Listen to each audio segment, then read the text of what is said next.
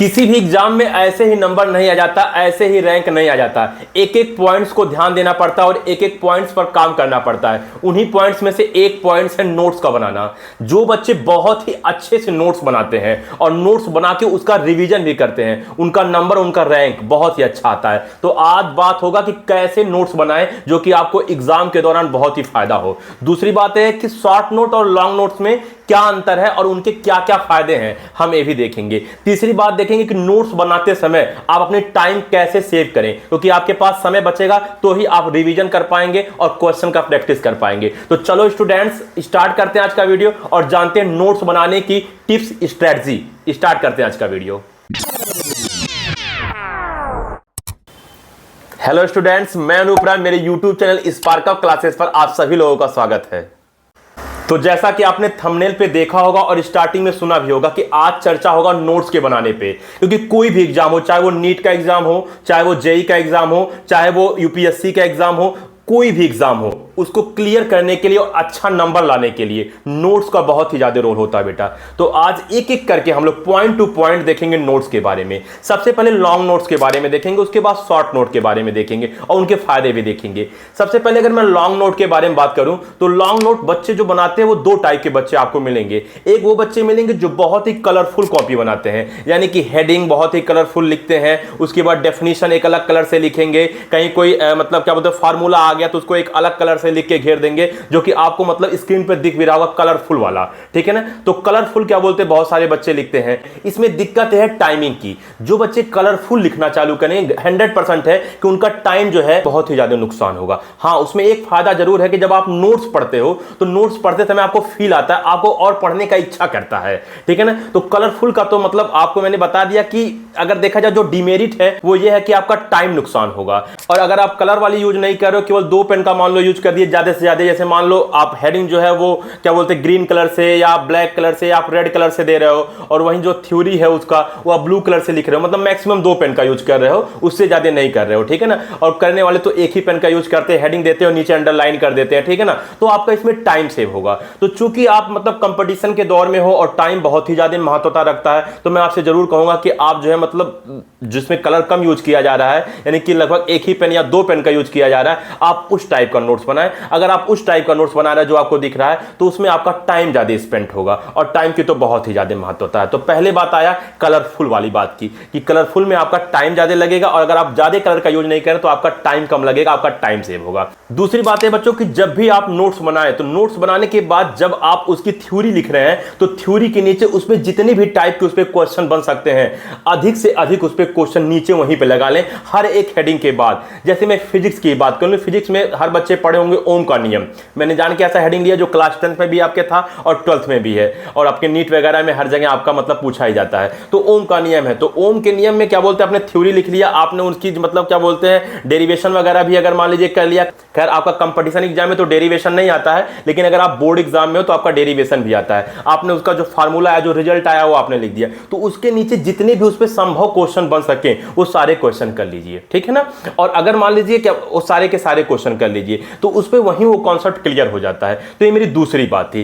तीसरी बात कहने कि सर नोट्स मतलब क्लासरूम में बनाएं या घर पर बनाएं। हो सकते हैं कुछ बच्चे ऐसे हैं जो सेल्फ स्टडी करते हो, ठीक है ना, किताब से खुद से पढ़ते हो, तो अपने घर पे ही बनाएंगे। लेकिन वो बच्चे जो कोचिंग कर रहे हो, कहीं भी जाके कोटा में जाके या ऑनलाइन कोचिंग कर रहे हो, या अपने आसपास मतलब जो शहर है वहां कहीं कोचिंग कर रहे हो, तो मैं आपको ये कहूंगा कि आप नोट्स क्लास में ही बनाने का प्रैक्टिस करें। वो मतलब क्लास 8th और 10th तक की बात होती है कि जब नोट्स क्या बोलते हैं बच्चे घर पे लाते हैं, खूबसूरत खूबसूरत लिखते हैं, सुंदर सुंदर। अब टाइम नहीं है इतना, क्योंकि आप कंपटीशन के एग्जाम की तैयारी कर रहे हो, आप नीट जैसे और आप क्या बोलते हैं जेई जैसे एग्जाम की तैयारी कर रहे हो, तो आपके पास समय बहुत कम है। आपको हर चीजें समय को ध्यान रखते हुए ही करना है। तो आप नोट्स अपने क्लासरूम में ही बनाएं, वहीं पर अपना ज्यादा से ज्यादा दो पेन का यूज करें। आप रेड कलर से, खैर मैं इसलिए कह रहा हूं क्योंकि मैं रेड कलर से ही हेडिंग देता था, तो रेड कलर से आप हेडिंग दें और ब्लू कलर से आप उसकी थ्योरी लिखें। बात समझ में आ गई ना। तो ये तीसरी पॉइंट थी। चौथी पॉइंट मैं आपको बता दूं कि कोई भी हेडिंग अगर आपको ये लग रहा है कि बहुत इंपॉर्टेंट है, इस पे बार बार क्वेश्चन पूछता है,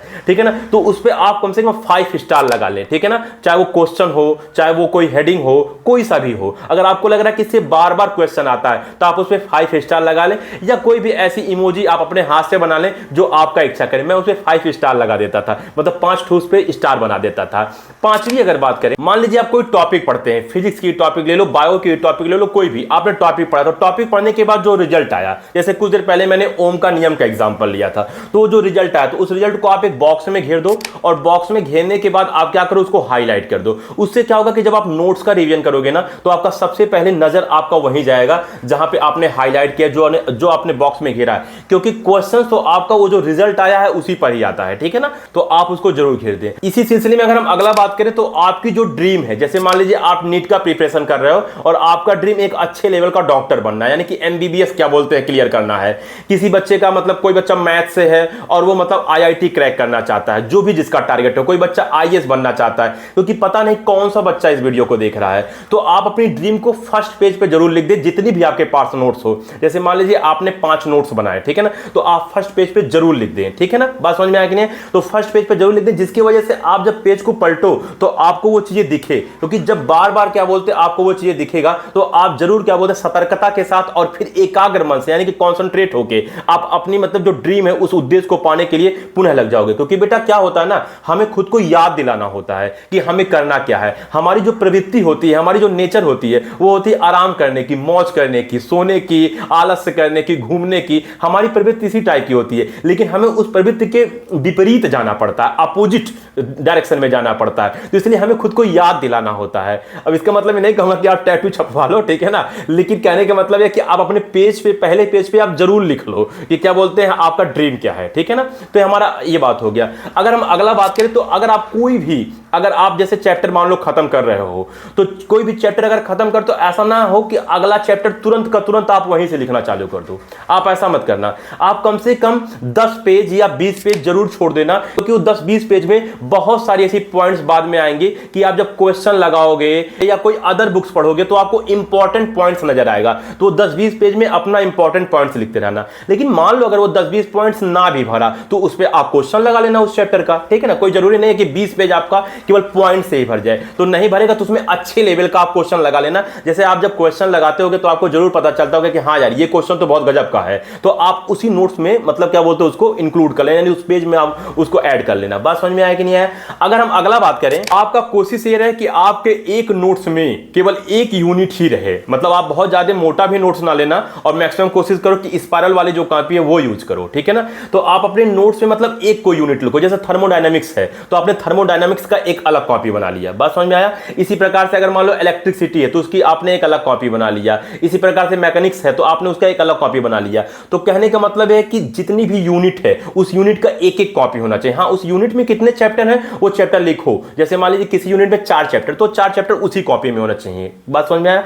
कुछ पेज अगर बाद में आपका बच भी जाता है तो आप बिल्कुल टेंशन ना लीजिए, जब आप अदर किसी बुक से आप प्रैक्टिस कर रहे हो तो उसमें जो अच्छे क्वेश्चन हो वो अच्छे क्वेश्चन आप उसमें नोट्स में डाल दो। कोशिश यही है कि कोई ऐसा क्वेश्चन डालो जिसमें एक क्वेश्चन में ही आपका बहुत सारा कॉन्सेप्ट क्या बोलते आ जाए एक ही क्वेश्चन में। हमेशा मतलब नोट्स में इसी टाइप के क्वेश्चन डाला जाता है। हाँ, जो मैंने बोला था कि किसी टॉपिक के बाद आपको 8-10 क्वेश्चन 20 क्वेश्चन करना है, उसमें आप हल्के क्वेश्चन डाल सकते हो, जैसे छोटा क्वेश्चन डाले, फिर थोड़ा सा उससे टफ डाले, फिर थोड़ा सा उससे टफ डाले, तो मतलब उस जगह ये चीज कर सकते हो। लेकिन जो नोट्स में आपका लास्ट में अगर क्या बोलते हैं कुछ पेज बच रहा है तो उसमें आप अच्छे लेवल का ही क्वेश्चन डालो। बात समझ में आया कि नहीं आया? अच्छा, अगला अगर हम बात कर दें, जो भी आपके नोट्स में कोई इंपॉर्टेंट पॉइंट्स हो या इंपॉर्टेंट हेडिंग्स हो या इंपॉर्टेंट लाइन हो, उस लाइन को आप हाईलाइट कर दें या तो अंडरलाइन कर दें, जिसकी वजह से आप जब रिवीजन करें तो उस समय आपका उस पर फोकस पड़े। खैर आप कहोगे सर ये चीज तो आप पहले भी बताए। नहीं बेटा, वो मैंने बताया था कि जो आपके फार्मूले आ रहे हैं वो आपको घेरना और हाईलाइट करना। यहां मैं आपको बता दूं कि कुछ लाइन भी ऐसी होती है, कुछ चीजें भी ऐसी होती है जिसको आप अंडरलाइन करके रखो कि आपका उसी पे पेज खोलते स्ट्राइक हो आंख। बात समझ में आ रहा है ना? तो आप उसको हाईलाइट करने वाला काम आप जरूर करें।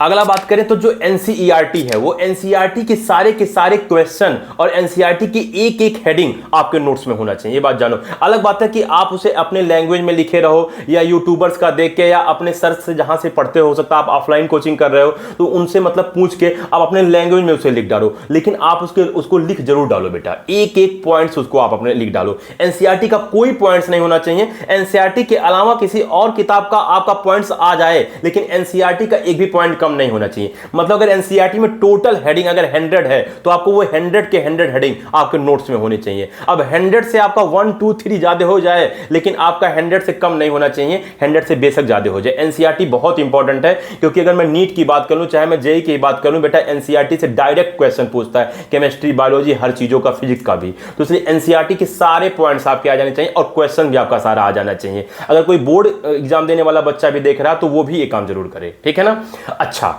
अब एक और भी बात ध्यान रखिएगा कि आप जब नोट्स बनाएं, तो मैंने पहले ही बता दिया कि आप क्लासरूम में ही कोशिश करें नोट्स बनाएं। आप अगर घर पे बना रहे हो तो आपका टाइम लॉस होगा।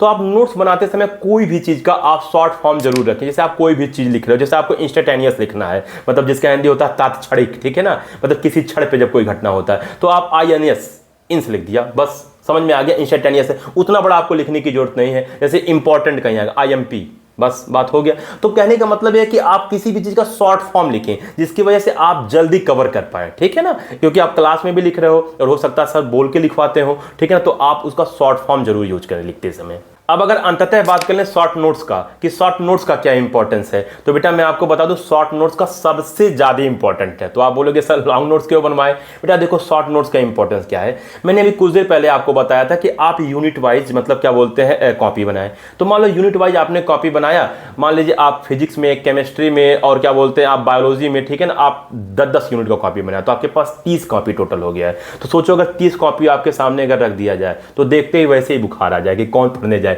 चाहे वो उसमें बेशक पूरी चीजें आसान हो या पूरी चीजें आपको याद हो, लेकिन आपको देखते ही बुखार आ जाएगा। क्योंकि बेटा ये साइकोलॉजी बात है, ठीक है ना, कि जैसे हम ज्यादा देखते हैं तो हम ऑटोमेटिक देख के घबरा जाते हैं। तो उसमें शॉर्ट नोट में क्या कि आपने जो चीजें अंडरलाइन किया था या जो है मतलब क्या बोलते हैं फार्मूला आया था, मैंने कहा था बॉक्स में घेर के आप उसको हाईलाइट कर दो, वही अंडरलाइन वाली चीजें, और वही बॉक्स में जो आपका जो फॉर्मूला आया है या कोई डायग्राम है, चाहे वो बायोलॉजी का हो चाहे वो फिजिक्स का हो, मतलब जो इंपॉर्टेंट है। खैर डायग्राम तो मतलब मैं सजेस्ट नहीं करूंगा, लेकिन मान लीजिए कोई छोटा मोटा डायग्राम हो जिसमें आप सारी चीजें मतलब दिखा सको, ठीक है ना, तो उसको आप शॉर्ट नोट में इंक्लूड कर ले, छोटा छोटा बना के। शॉर्ट नोट क्या होगा, ऐसा शॉर्ट नोट बनाए जिसको अपने पॉकेट में आप रख पाए, ऐसा शॉर्ट ना बनाए कि आपको हाथ में लेके चलना पड़े, आप अपने पॉकेट में रख पाए। शॉर्ट नोट का देखो बेटा सबसे ज्यादा फायदा क्या होता है, पहला फायदा तो मैंने यही बता दिया कि आपकी साइकोलॉजी चेंज हो जाएगी, क्योंकि जहां आपके सामने 30 कॉपी है, उस 30 कॉपी की चीजें आपकी एक डायरी में आ गई छोटी छोटी करके, बहुत छोटा छोटा आपने लिखना। अरे इतना भी छोटा मत लिखना कि माइक्रोस्कोप से देखना पड़े, लेकिन ऐसा लिखना कि वो आपको दिखे, ठीक है ना। तो खूब छोटा छोटा आप लिख डालना, उसको आप पॉकेट में रखे रहना। इसका दूसरा फायदा क्या है कि मान लीजिए आप कहीं गए और आपको लगा कि मैं 1 घंटे 2 घंटे या 1 दिन में वापस आ जाऊंगा। मान लीजिए आप किसी अपने रिश्तेदारी में ही गए, ठीक है ना, और लेकिन आप वहां जाने के बाद आप फंस गए, कोई भी कारण ऐसा था कि मतलब क्या बोलते हैं, ठीक है ना, आप फंस गए। जैसे मान लो कोई बीमार था और बीमार था तो आपने उन्हें देखने गए कि लो मतलब क्या बोलते देख के हम वापस आ जाएंगे, आपकी मम्मी आपके पापा फोर्स करके भेजे, आप तो ऐसे जल्दी जाना नहीं चाहते होगे, तो आप गए और जाने के बाद पता चला वो बीमार थे बेचारे, उनका डेथ हो गया। तो आप ऐसा तो है ना कि तुरंत भाग आओगे, तो आपको जरूर रुकना पड़ेगा। अब आपको वहां के मैनेजमेंट में 4 दिन तक रुकना पड़ा, ठीक है ना, तो अब 4 दिन तक रुकना पड़ा, तो 4 दिन की पढ़ाई आप नुकसान नहीं कर सकते हो। हाँ जिसको जाना था वो तो चले गए, उनकी आत्मा को शांति, लेकिन कहने का मतलब है कि अब आप 4 दिन का तो नुकसान कर नहीं सकते हो। तो उस टाइम पे आप अपना शॉर्ट नोट कहीं खोलेंगे, कहीं शांति में अगर आप बैठे हैं, उसके बाद आप उसको रिवीजन कर लेंगे, तो कम से कम आपके टच में रहेगा पढ़ाई, आपके टच से वो पढ़ाई क्या बोलते गायब नहीं होगा। ये सिर्फ पढ़ने वाले बच्चों के लिए बात हो रहा, ना पढ़ने वालों के लिए सब कुछ बेकार है, ठीक है ना। अच्छा लास्ट बात बेटा, मैं अपनी वाली स्ट्रेटजी बताने जा रहा हूं कि मैं कैसे पढ़ता था। तो मान लो बेटा क्या बोलते हैं आपने लॉन्ग नोट्स बनाया और शॉर्ट नोट पढ़ाया, तो लॉन्ग नोट और शॉर्ट नोट दोनों मिला के आप कम से कम दिन भर में यानी 24 घंटे में 4 बार पढ़ो। 4 बार से कम ना पढ़ो, 4 बार से ज्यादा हो जाए लेकिन 4 बार से कम नहीं होना चाहिए। इसका आप प्रतिज्ञा कर लो कि 4 बार से मैं कम नोट्स को नहीं पढ़ूंगा। और सिर्फ वही नहीं पढ़ना जो आज आपने पढ़ा है, आपको वो भी पढ़ना जो आपने पीछे पढ़ा है, ठीक है ना। जैसे मान लीजिए आप 5 दिन की पढ़ाई की, 5 दिन में आपने 20 हेडिंग पढ़ा, तो 20 हेडिंग आपको पढ़ना है।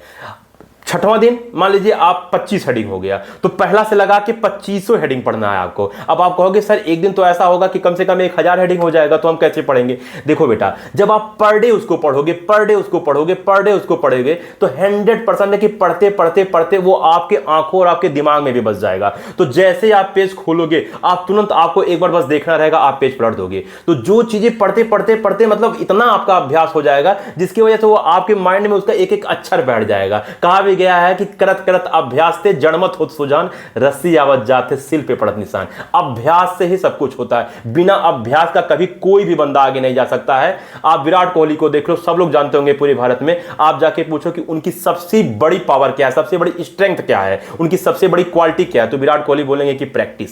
विदाउट प्रैक्टिस वो विराट कोहली नहीं है। हम लोग विराट कोहली का नाम लेते हैं, हम लोग सचिन तेंदुलकर का नाम लेते हैं, हम लोग मैसी जो फुटबॉलर है उनका नाम लेते हैं, लेकिन वो लोग ऐसे थोड़ी बन गए हैं। प्रैक्टिस करना पड़ता, तो आपको भी प्रैक्टिस करना पड़ेगा। तो आपको लास्ट वाला बात तो समझ में आ गया होगा कि लॉन्ग नोट्स और शॉर्ट नोट्स दोनों में से कोई भी मिला के आपको कम से कम 24 घंटे में 4 बार पढ़ना है, यानी कि सुबह, दोपहर, शाम और रात को एक बार दूध के साथ। तो ठीक है स्टूडेंट्स, उम्मीद करता हूं कि आपको सारी स्ट्रेटजी समझ में आ गई होगी। अगर इसके बाद भी आपको कहीं कोई दिक्कत हुआ हो तो आप बिल्कुल कमेंट कर सकते हो। सुमन मैम ने 2025 नीट के लिए एक स्ट्रेटजी वाली वीडियो बना दिया है कि जो बच्चे ड्रॉप ले रहे हैं वो किस हिसाब से प्रिपरेशन करें। आपको स्क्रीन पे दिख रहा होगा, तो आप ये वाली वीडियो देख सकते हो। और आपको स्क्रीन पे एक और भी वीडियो दिख रहा होगा सिलेबस का, यानी 2025 में नीट का सिलेबस क्या होने वाला है। तो आप ये दोनों वीडियो देख सकते हो। अगर आपको नीट से संबंधित या किसी भी अन्य एग्जाम से संबंधित अगर आपको कहीं कोई दिक्कत है तो आप बेझिझक कमेंट करो, क्योंकि आपकी कमेंट ही हमारी अगली कंटेंट होती है। तो ठीक है स्टूडेंट, इस वीडियो में इतना ही, मिलते हैं अगले वीडियो में, तब तक के लिए जय हिंद।